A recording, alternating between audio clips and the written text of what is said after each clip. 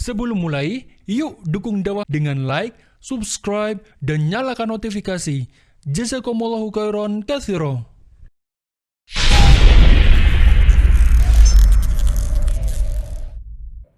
Ma'asyiral muta'allimin rahimakumullah. Pada kesempatan malam hari ini melanjutkan kajian dan pembahasan kita tentang akidah yang kita ambil dari kitab Al-Qaulul Jari fi Halli Al-Fadhi Mukhtasar Abdullah Al-Harari tentang sifat-sifat Allah. Kita berada pada pembahasan Ad-Daim. Ad-Daim artinya alladzi la yalhaquhu wa la yajuzu alaihi al-fana, yakni bahwa sifat daim atau dalam bahasa Indonesia terjemahannya itu abadi, gitu ya. Apa yang dimaksud abadi pada sifat Allah Subhanahu wa ta'ala? Yakni yang tidak disertai dan tidak berlaku padanya al-fana'u, sifat fana. Sifat fana sudah barang tentu kebalikan daripada sifat ad-daim, yaitu hancur. Kalau ad-daim abadi, kalau fana hancur, musnah. Li'annal fana'a, kenapa? Karena sesungguhnya sifat hancur atau fana yastahilu alaihi aqlan, yakni mustahil bagi zat Allah aklan, secara akal. Fala daima, maka tidak ada yang abadi bihadzal makna, dengan pemahaman ini, makna ini, illallah ta'ala, kecuali Allah Subhanahu wa ta'ala. Sekali lagi, zat Allah Subhanahu wa ta'ala abadi dan tidak akan pernah fana serta hancur, karena kehancuran, kemusnahan, kefanaan merupakan sifat pada makhluk, maka tidak pantas dan mustahil ada pada zat Allah Subhanahu wa ta'ala. Selanjutnya, setelah ada Allah itu Al-Khaliq. Apa Al-Khaliq secara terjemahan bahasa Indonesia? Yakni yang menciptakan. Apa yang dimaksud dari penjelasan kitab ini? Yang dimaksud dengan Al-Khaliq alladzi abraza wa kawwana jami'al kainati minal adami ilal wujudi, yakni sesuatu yang memunculkan juga menciptakan jami'al kainat, seluruh yang ada, minal adami, dari tidak ada, ilal wujudi, menjadi ada. Itulah pencipta dan itulah Allah Subhanahu wa ta'ala. Sebagaimana yang sering kita ulang, bahwa manusia berasal dari ketiadaan menjadi ada, dan pada akhirnya kembali kepada Allah Subhanahu wa ta'ala. Hal ini senada sebagaimana yang disampaikan oleh Allah di dalam Al-Qur'anul Karim. Faqala ta'ala, kaifa takfuruna billah wa kuntum amwatan, bagaimana engkau bisa kufur kepada Allah sedangkan tadinya engkau tidak ada. Di makna amwat di sini artinya tiada. Wa kuntum fa ahyaakum, kemudian kami hidupkan. Artinya diciptakan oleh Allah melalui rahim ibunda kita dan juga ayah anda kita daripada benihnya. Lalu setelah itu kita beranjak pada proses dari kecil, lalu kemudian dewasa, setelah itu tua, dan pada akhirnya kita akan kembali kepada Allah Subhanahu wa Ta'ala. Artinya adalah mati. Jadi ada beberapa proses tiada, ada dalam alam dunia, lalu kemudian mati. Setelah itu Allah Ta'ala hidupkan kembali, lalu dikumpulkan di padang mahsyar. Baru proses terakhir adalah apa? Yakni kembali kepada Allah Subhanahu wa Ta'ala. Dalam pengertian kembali gimana? Yakni kita akan kembali entah kita mendapatkan rahmat Allah. Maka ketika kita mendapatkan rahmat Allah berarti nanti kelak tempat kita di surga, insya Allah. Atau entah kita di neraka. Imma kita mampir saja atau bahkan selamanya di sana. Maksudnya kita mampir saja bagaimana? Ya karena mungkin masih ada di dalam hati kita keimanan walaupun seberat biji zarrah. Tapi bisa saja di antara kita na'udzubillah tsumma na'udzubillah min dzalik. Tidak ada yang pula mustahil bagi Allah. Ada yang murtad lalu kafir sampai kemudian mati dalam keadaan kekafiran, maka orang yang seperti itu akan abadi di dalam neraka Allah Subhanahu wa Ta'ala. Na'udzu billahi tsumma na'udzu billahi min dzalik. Selanjutnya adalah Ar-Razik, yakni Allah Subhanahu wa Ta'ala yang memberikan rezeki. Jadi Ar-Razik sama Ar-Razzaq sama. Ya, jadi kalau kita bilang ya Razzaq sama juga dengan Ar-Razik. Sama-sama punya arti yang memberikan daripada rezeki. Cuman beda wazan kalau di dalam bahasa Arab. Alladzi yusilul arzaq, yakni Allah Subhanahu wa Ta'ala yang memberi rezeki, yang mengantarkan daripada rezeki itu ila ibadihi. Silakan Bang Haji maju ke depan, maju ke depan Bang Haji. Jangan mojok aja. Ayo Sultan maju ke depan Bang Haji. Nah, ayo. Alhamdulillah. Jadi dampingin sama orang tua ini aja ya. Nah. Jadi Allah Subhanahu wa Ta'ala yang telah memberikan rezeki kepada kita semua.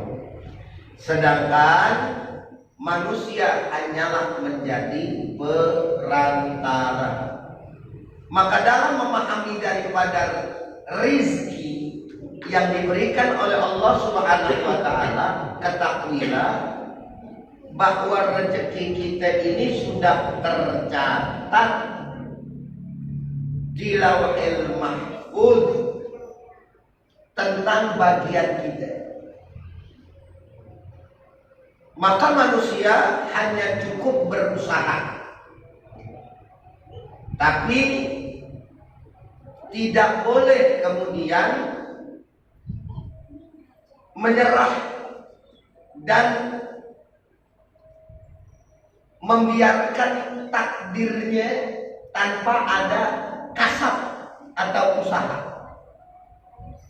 Karena rezeki kaitannya dengan yang namanya takdir. Maka nanti insya Allah akan kita jelaskan juga secara mendetail tentang takdir ini. Karena masalah takdir ini penting. Nah, oleh karenanya sebelum kita masuk kepada Al-Qadir, di sini diselang dulu dengan Al-Alim.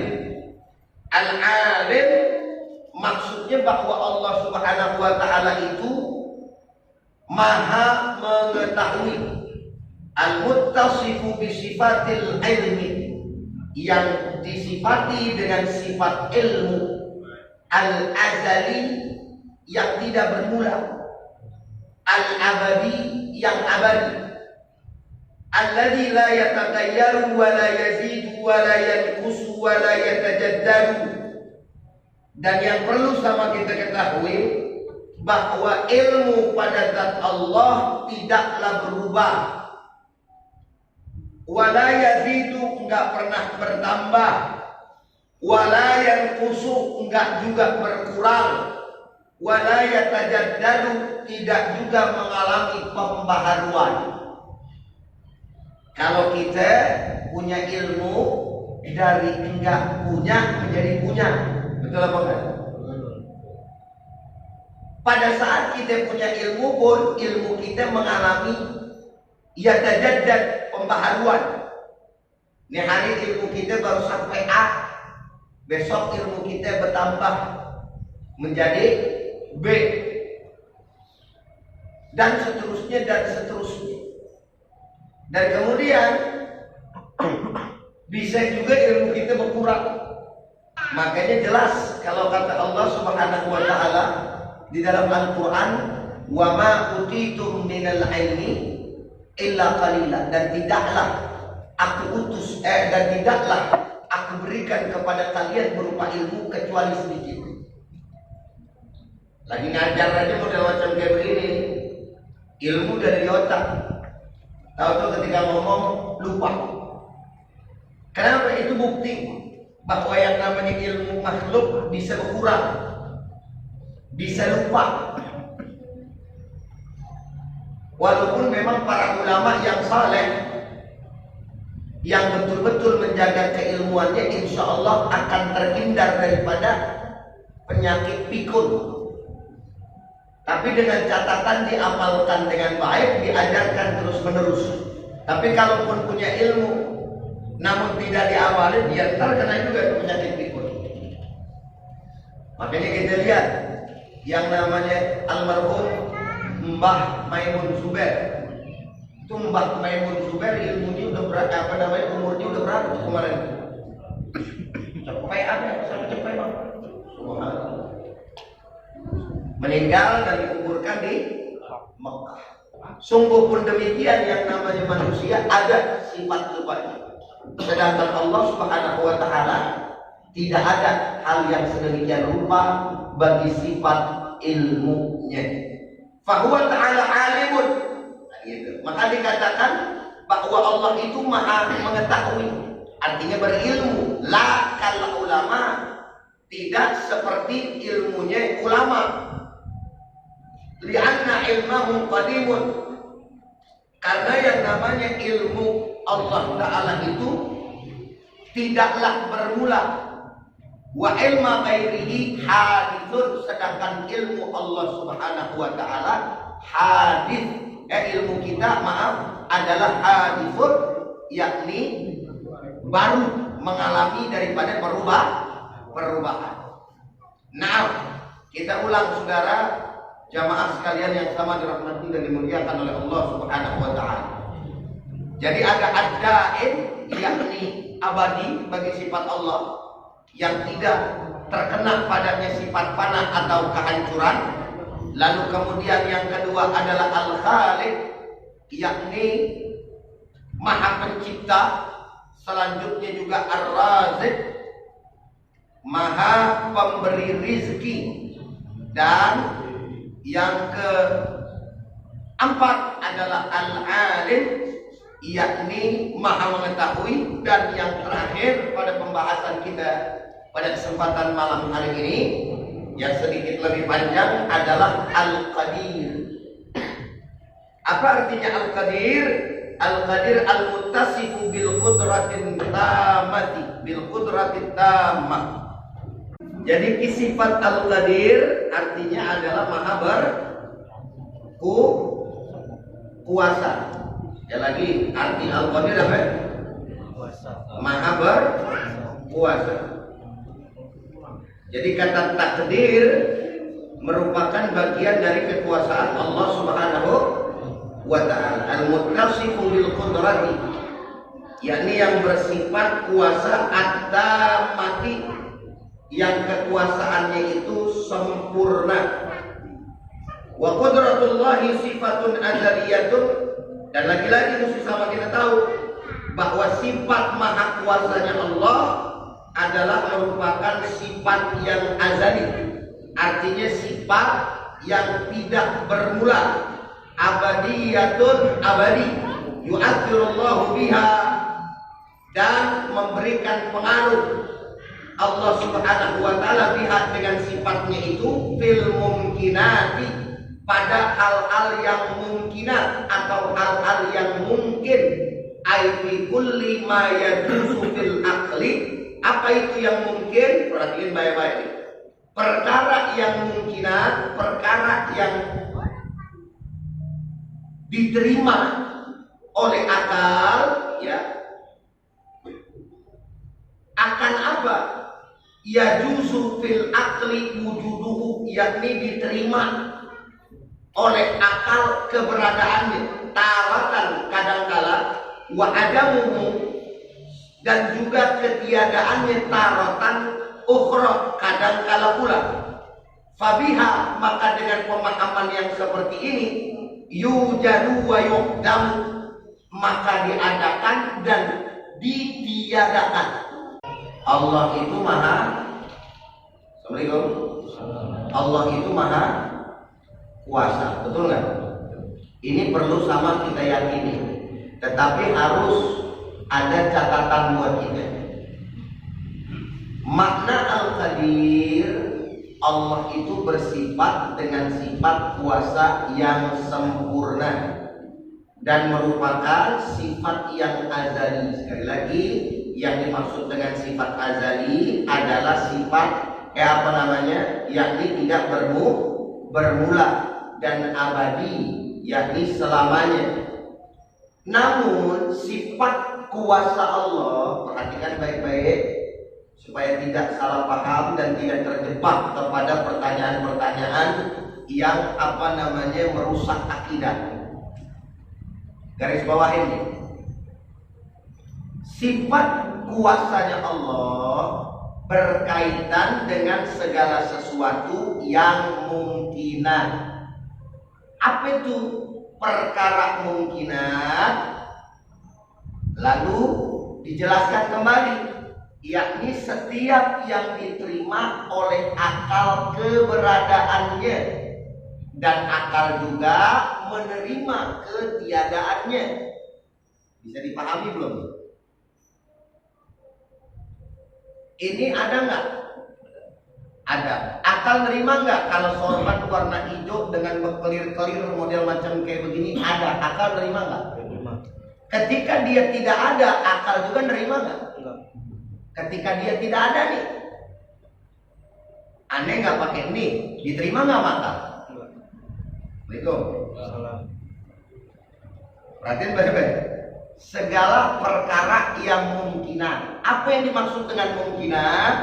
Yakni yang diterima sama akal keberadaannya. Keberadaannya. Paham? Dan akal pula menerima ketiadaannya. Berarti kalau ini ada, akal nerima nggak? Kalau ini nggak ada, nerima juga. Kenapa sah-sah aja orang mau bikin sorban model macam kayak gini? Nggak dibikin juga, bagi akal sah-sah aja, itu maksudnya. Paham? Jadi segala perkara yang ada di alam dunia ini itu perkara yang mungkinan. Bahkan keberadaan kita ini perkara yang mungkinan. Artinya sama dengan perkara yang jaiz. Contoh, kita ada atau kita tidak ada, Allah tetap ada nggak? Jawab yang kompak. Kita ada atau tidak ada, Allah tetap ada nggak? Berarti yang wajib ada Allah apa manusia? Kan gitu. Berarti manusia kemungkinan mau ada kagak ada, Allahnya tetap ada. Jadi segala sesuatu yang ada di alam dunia ini adalah perkara yang mungkin. Dan ingat, kekuasaan Allah salah satunya berkaitan dengan persoalan yang mungkin. Kita lanjut biar tidak salah paham. Sifat kudratnya Allah tidaklah berkaitan dengan sesuatu yang mustahil secara akal. Ulang lagi nih. Sifat kuasanya Allah tidaklah berkaitan dengan sesuatu yang mustahil secara akal. Nah, sekarang kita mesti tahu lagi definisi mustahil itu apa? Yakni akal tidak menerima keberadaannya. Jadi perkara yang mustahil sama dengan akal tidak menerima keberadaannya. Maksudnya apa? Ustadz mau tanya, Allah itu ada atau tidak? Ada. Mungkin nggak Allah nggak ada? Itu namanya mustahil. Artinya akal menerima nggak ketiadaan Allah. Jadi kekuasaan Allah tidak berkaitan dengan persoalan yang mustahil. Lanjut. Juga tidak berkaitan dengan sesuatu yang wajib secara akal. Apa itu wajib? Yakni akal tidak menerima ketiadaannya. Kebalikan daripada yang namanya mustahil. Sehingga tidak boleh dikatakan, ini poin, apakah Allah Maha Kuasa? Kan kita bicaranya bab sifat Maha Kuasa Allah nih. Terus ada pertanyaan, apakah Allah Maha Kuasa untuk menciptakan sekutu baginya? Assalamualaikum. Kalau ada pertanyaan begitu tuh, apakah Allah sanggup menciptakan sekutu baginya? Bingung nggak kita jadinya? Coba jawab. Assalamualaikum. Ayo. Kalau ada pertanyaan, sanggupkah Allah menciptakan sekutu bagi dirinya, bagi zat?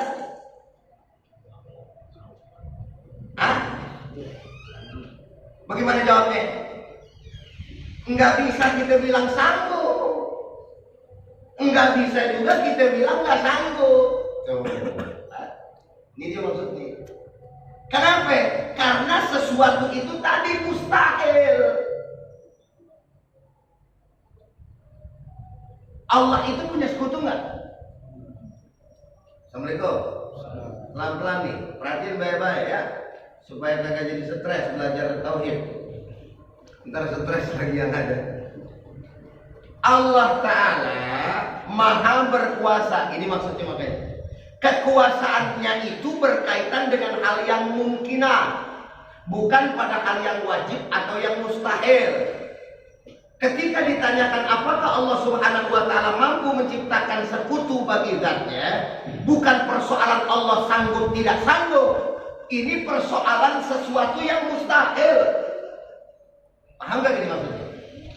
Mustahil ada karena teks-teks daripada nas sudah dijelaskan. Qul huwallahu Allahus lam yalid walam.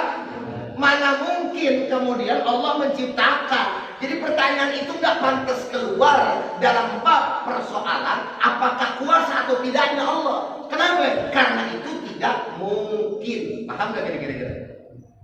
Assalamualaikum. Harus paham. Ya. Jadi bukan kemudian jangan jawab. Kalau kita jawab sanggup, berarti kita melawan daripada ayat yang tadi. Kalau misalkan Allah nggak sanggup, berarti kita membatasi daripada kekuasaan Allah. Ini bukan persoalan kuasa atau tidak kuasa, tapi memang tidak berkaitan dengan perkara yang wajib atau perkara yang mustahil. Karena keberadaan sekutu bagi Allah adalah sesuatu yang mustahil, yang tidak diterima oleh akal keberadaannya. Juga tidak boleh, contohnya lagi, dikatakan apakah Allah mampu untuk meniadakan dirinya sendiri. Ini kan pertanyaan jebakan nih, saudara. Allah Maha Kuasa nggak? Iya dong, Maha Kuasa. Berarti Allah bisa nggak ngilangin zatnya sendiri? Nggak bisa kita jawab dengan sanggup atau kagak sanggup. Persalahannya itu nggak mungkin. Jadi kalau kagak mungkin jangan bertanya. Gimana sih? Kira-kira jelas sampai di sini? Paham?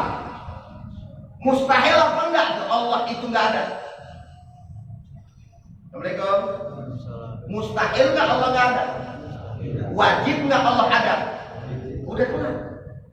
Jadi bukan pada masalah wajib dan pada masalah mustahil. Ini harus dibedain dulu ya.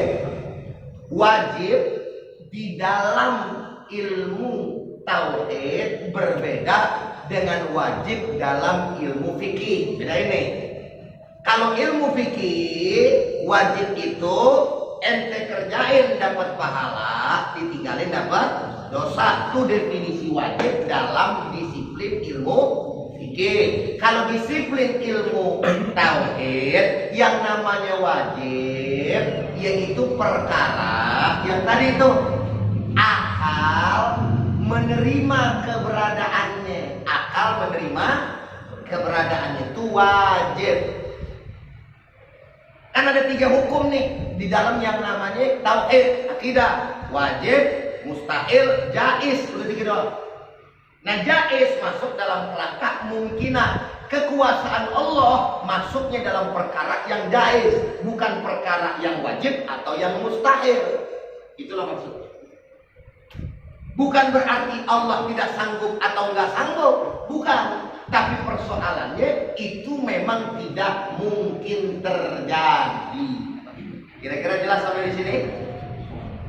Artinya kalau dikatakan apakah Allah mampu untuk meniadakan dirinya sendiri karena keberadaan Allah adalah wajib, gitu kan?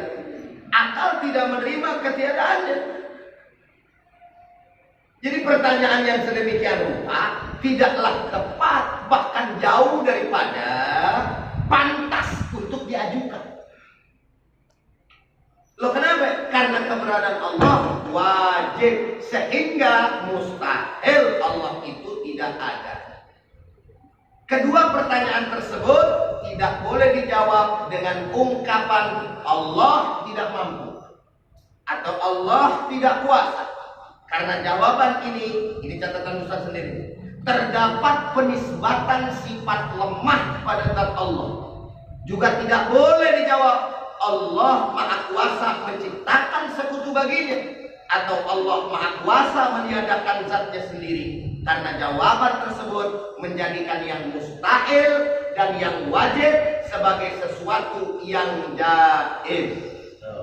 Sedangkan yang jaiz adalah jaiz, mustahil adalah mustahil, wajib adalah wajib. Maka jawaban yang tepat adalah sifat kuasa Allah, sifat kudrahnya Allah tidak berkaitan sama sekali dengan sesuatu yang mustahil, juga tidak berkaitan dengan sesuatu yang wajib. Namun sifat kuasa Allah berkaitan dengan seluruh hal yang mungkinan. Dengan sifat kuasa Allah tersebut, Allah mengadakan dan Allah juga meniadakan hal-hal yang termasuk kategori mungkinan. Sekali lagi, apa itu perkara yang mungkinan? Selain daripada zat Allah itu mungkinan. Adanya Allah wajib, ketiadaan Allah mustahil. Ini berarti wajib sama mustahil masuknya ada di zat Allah. Kira-kira jelas apa enggak? Sedangkan perkara yang mungkinan adalah perkara selain daripada zat Allah. Maka kekuasaan Allah pastinya ini berkaitan dengan selain daripada Allah Subhanahu wa ta'ala. Dunia ini ada, mau orang puyeng ini bumi datar kek, bulet kek, sampai botak bumbuan tuh debuan kagak bakal kelar-kelar. Betul apa betul? Yang pasti Allah kuasa bakal menghancurkan yang namanya alam semesta, selesai. Makanya dikatakan la yabqa. Apa kemarin tuh ayatnya lupa lagi dah tuh. Tidaklah tersisa di alam dunia ini kecuali adalah wajhuhu, yakni mulkuhu, kerajaan kekuasaan Allah Subhanahu wa taala. Selain daripada itu semuanya hancur. Ngomong-ngomong masalah hancur, semalam baru ada mimpi ada kiamat seadanya. Na'udzubillah summa na'udzubillah min dzalik. Itu hancurnya yang namanya aneh lari-lari, udah takutnya kapan tahu kebenaran itu. Tapi lucunya di tengah-tengah ujung aneh lari, orang lagi pada hancur di dunia nih. Tukang kaki lima tetap aja ada yang mangkal. Jadi orang lagi lari, ya kan? Itu lagi capek dipanggil sama tukang kaki lima, itu lagi kiamat tuh. Kagak ada matinya mau tukang kaki lima gitu. Jadi bang capek banget kayak begitu, minum dulu ketika haus. Ada aja tuh mimpi itu, nggak paham deh.